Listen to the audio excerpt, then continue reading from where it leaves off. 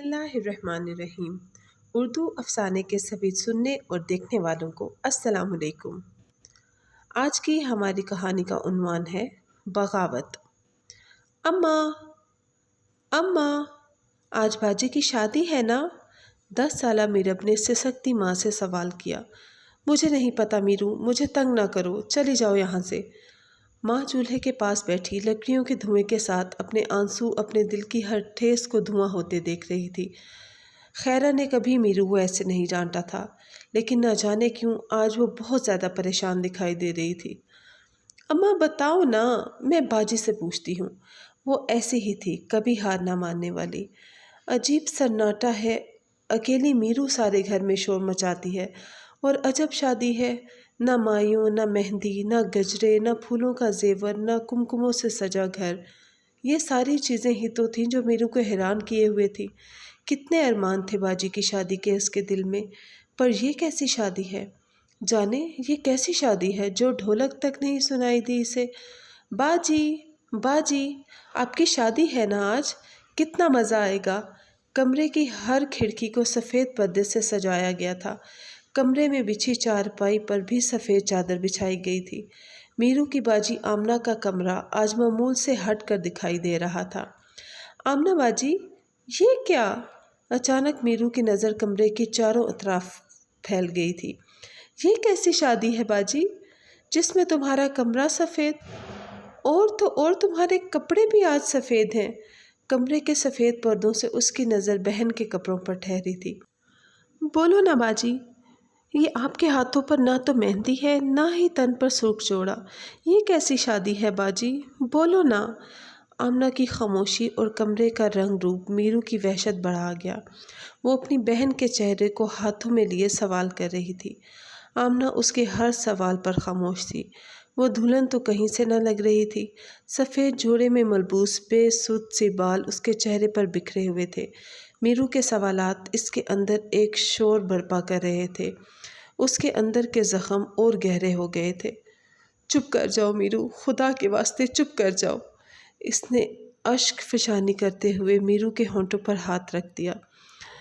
جاؤ، چلی جاؤ میرے کمرے سے۔ جب بڑی ہو جاؤ گی تو سب سمجھ جاؤ گی۔ اب کی بار آمنہ غضبناک ہو کر چیخی۔ میرو خوفزدہ ہو کر کمرے سے بھاگتی ہوئی باہر صحن میں آ گئی۔ سامنے بابا سائی، آمنہ اور میرو کے والد اور ادا سائی جلال اور ادا رمضان آتے دکھائی دیے۔ وہ تینوں کی لاڈلی تھی۔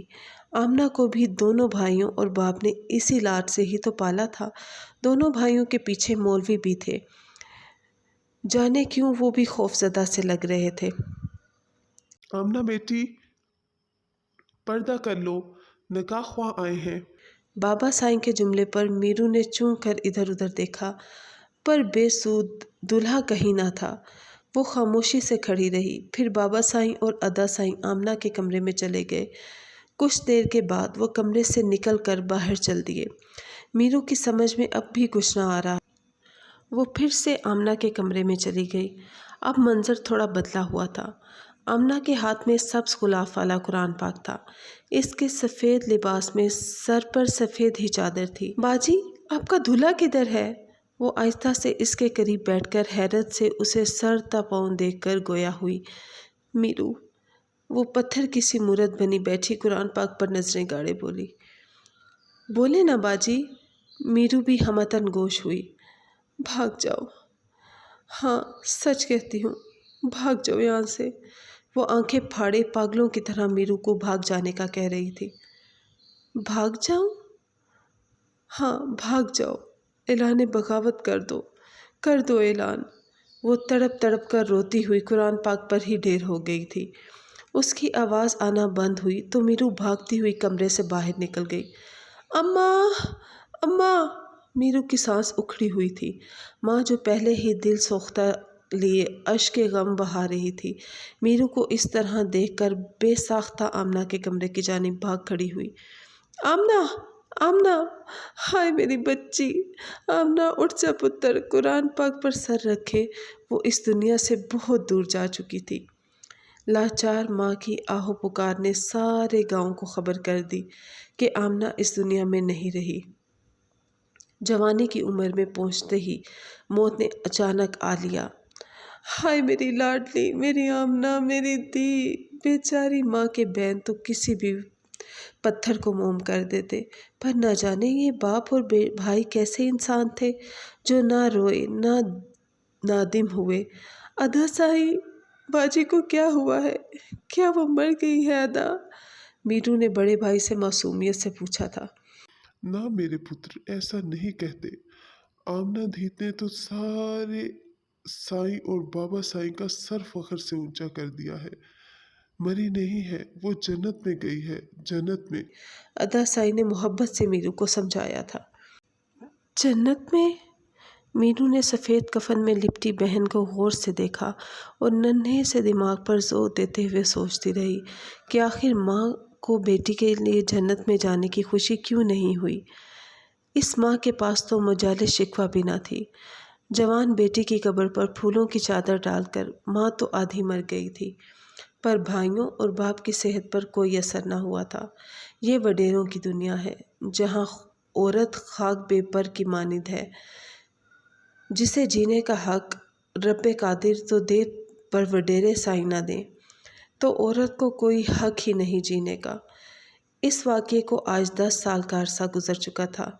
मीरू अब आमना ही की उम्र को पहुंच चुकी थी। सारे घर में चहचहाती, हर किसी को हंसाती, जिंदगी से भरपूर मीरू ने आमना के दुख को कुछ कम कर दिया था।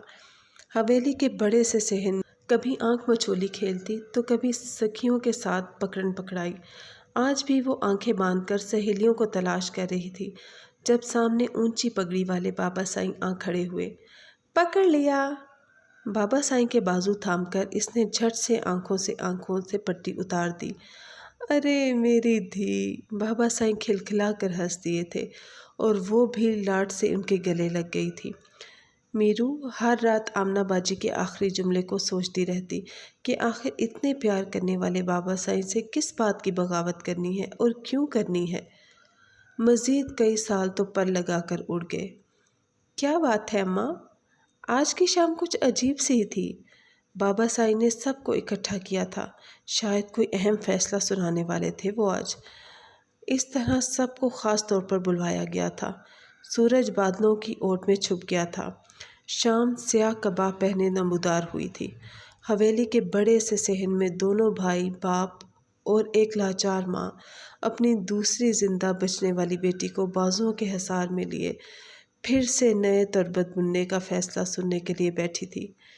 क्या बात है अम्मा? तुम आज परेशान सी लग रही हो।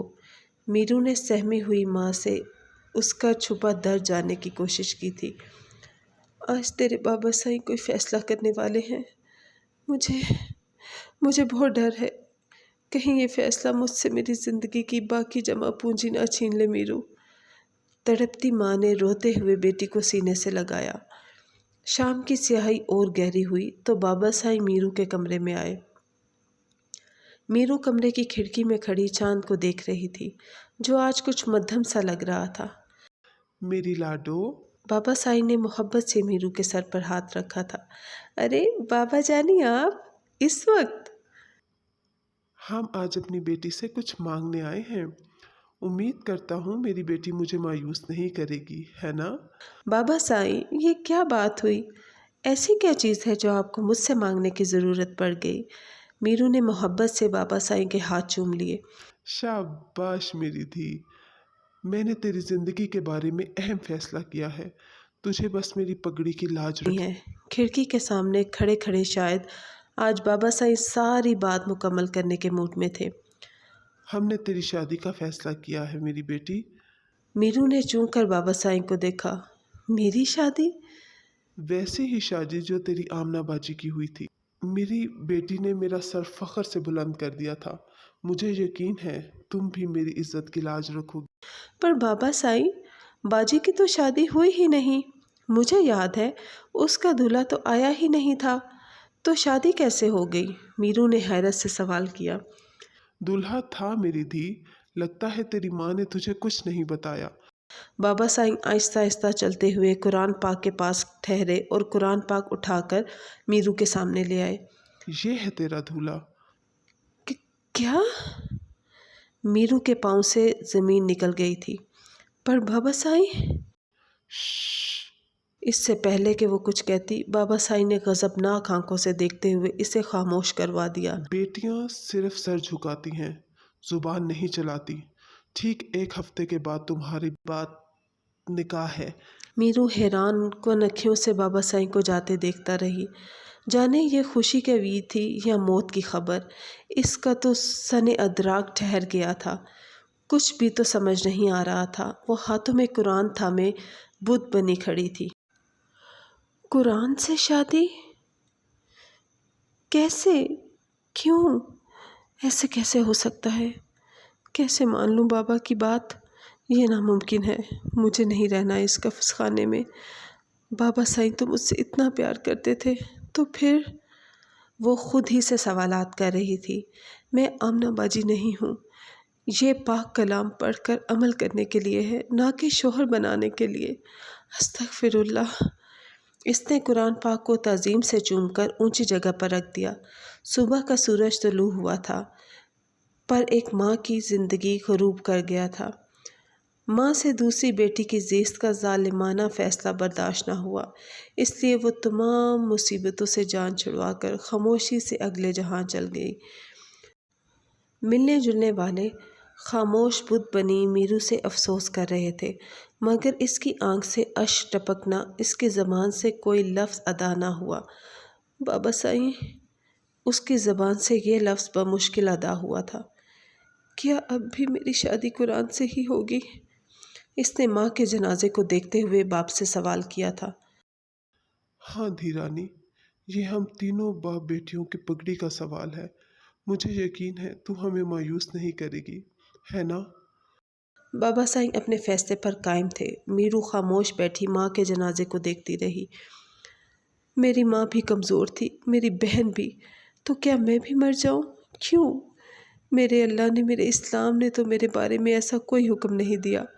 बाबा साईं और अदा साईं की पगड़ियाँ हम माँ बेटियों के जनाजे ऊंचे करेंगी। नहीं, हरगिज़ नहीं। मैं जानती हूँ मेरा रब मेरे लिए कोई ना कोई हल ज़रूर निकालेगा। मैं इस तरह अपनी तुर्बत नहीं बनने दूंगी। मैं इस निज़ाम से, अपने बाबा साईं के फ़ैसले से बगावत करूंगी। अगर मरना लिखा है तो लड़ के मरूंगी, ऐसे नहीं। इसके अंदर बगावत की आग भड़क गई थी।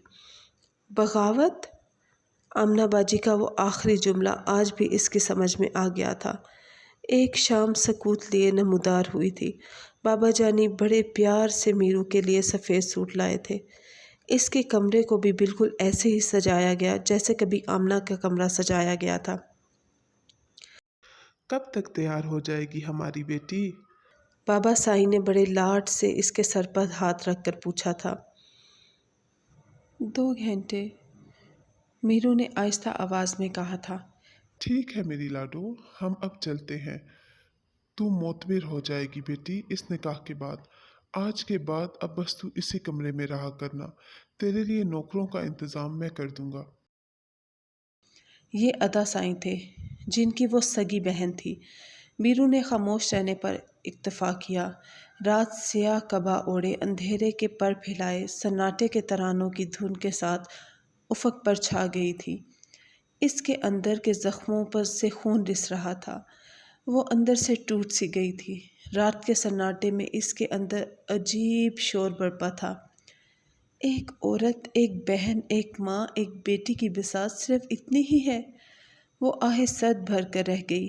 खिड़की में नज़र आता महताब रोज़ की तरह पुरकशिश था, लेकिन इसे आज बेरंग व बेकैफ सा लग रहा था।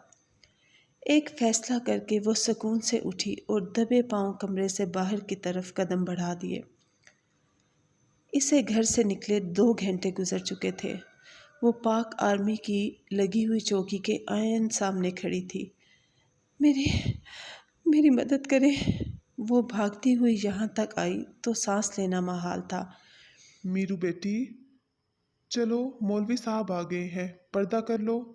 बाबा साईं ने कमरे के बाहर से आवाज़ लगाई थी। चलिए अंदर चलिए मौलवी साहब। मीरू के कमरे का मंजर सब के लिए हैरान कुन था। वो कमरे में मौजूद ना थी, अलबत्ता कुरान पाक के बराबर में एक ख़त छोड़ गई थी। बाबा साईं, जिसे आप मेरा शोहर बनाना चाहते हैं वो मेरे नबी सल्लल्लाहु अलैहि वसल्लम पर नाजिल होने वाला पाक कलाम है, जिसमें औरत के बहुत से हकूक़ लिखे गए हैं। मुझे अफसोस है कि आपने और अदा साईं ने इस कुरान पाक को पढ़कर गौर करने की बजाय अपनी जायदाद बचाने के लिए मेरा शोहर बना देने का सोच लिया है। हालांकि जायदाद में मेरा हिस्सा 1% है, वो भी इसी कुरान में लिखा है। मुझे मगर आपकी जायदाद में से कोई हिस्सा नहीं चाहिए। मैंने माफ़ किया और समझ लीजिए कि बाबा, बाजी और माँ की तरह आज मैं भी दफन हो गई, लेकिन मैं आपके खोखले असूलों से बगावत करती हूँ। अगर आप मुझे ढूंढ कर मार भी दें तो मुझे अफसोस नहीं होगा। कम से कम इतना सुकून तो होगा कि मैं लड़ कर मरी, हालात से हार कर नहीं। मैं आज की औरत हूँ बाबा साईं, कमज़ोर और लाचार नहीं। भले ज़माना अब भी आप जैसे मर्दों का है, लेकिन कानून अब भी मेरा है। मैं ज़िंदा रही तो आपके कानून को पाश पाश करके दम लूँगी, ताकि आने वाली नस्लें इस जुल्म से बच सकें। आपकी लाडो। ख़त का एक एक लफ्ज़ बाबा साईं और दोनों भाइयों को अंगारों पर लटका गया। गाड़ी निकालो। बाबा साईं चीख कर बोले। इससे पहले कि वो गाड़ी निकालते, कुछ फौजी एक नकाब पोश औरत के साथ हवेली में दाखिल हुए। जी कहिए। अदा साईं आगे बढ़े। आप तीनों को हमारे साथ चलना होगा। खैरियत? क्यों, क्या हुआ? फौजी जवान अदा साईं से सवाल पर सवाल कर रहे थे। ये बीबी बता रही हैं कि आपने चंद साल पहले इसकी बहन को कत्ल कर दिया था और कुछ दिन पहले इसकी माँ को। देखिए जनाब, आपको गलतफहमी हुई है। हम लोगों की ज़िंदगियां बचाते हैं, ना कि किसी को कत्ल करते फिरते हैं। ये बीबी हमारी दुश्मन होगी जो आपको वलगरा रही है, बाबा साईं को रोते हुए बोले। आप जिंदगियों के नहीं, मौत के फैसले करते हैं बाबा साईं। सामने कोई और नहीं बल्कि इनकी मीरू खड़ी थी, एक मजबूत औरत जो अपनी आने वाली नस्ल के जायज़ हक के लिए कमर कस कर उठ खड़ी हुई थी। मैं तुझे जिंदा नहीं छोड़ूंगा, बेगैरत। अदा साईं बंदूक ताने खड़े थे। इससे पहले कि अदा साईं कोई कदम उठाते, एक फौजी जवान आगे बढ़ा और इनसे बंदूक छीन ली। मैं 10 साल पुरानी आमना नहीं हूँ, मुझे मेरे हकूक़ पता है अदा साईं। मेरी दुआ है कि तुम्हारी भी पहली औलाद बेटी हो, वो भी मेरी बहन की तरह जन्नत में जाए। तुम वैसे ही उसका निकाह करो जैसे मेरी बहन का किया था। नहीं, कभी नहीं। मैं अपनी बेटी के साथ ऐसा नहीं होने दूंगा। अदा साईं तड़प ही तो उठे थे। देखा बाबा साईं, वो अपनी बेटी के साथ ऐसा नहीं होने देंगे, मगर अफसोस, तर अफसोस, आपने बेटों की खातिर अपनी बेटियों को कुर्बान कर दिया। वो बाबा साईं के करीब खड़ी, इनकी आंखों में आंखें डाले खड़ी बोलती गई। बाबा साईं की निगाह नदामत से झुक गई थी। मुझे किसी महफूज जगह पर पहुंचा दीजिए सर, मुझे इनसे जान का ख़तरा है। इतना कहकर वो फौजी दस्ते के हमरा चल दी। वो इस्लाम से हट कर बनाए हर असूल से बगावत करने पर आमादा थी और पुरहौसला भी। इसकी मजबूत कुव्वत इरादी इसके लिए राहें हमवार किए चले गई।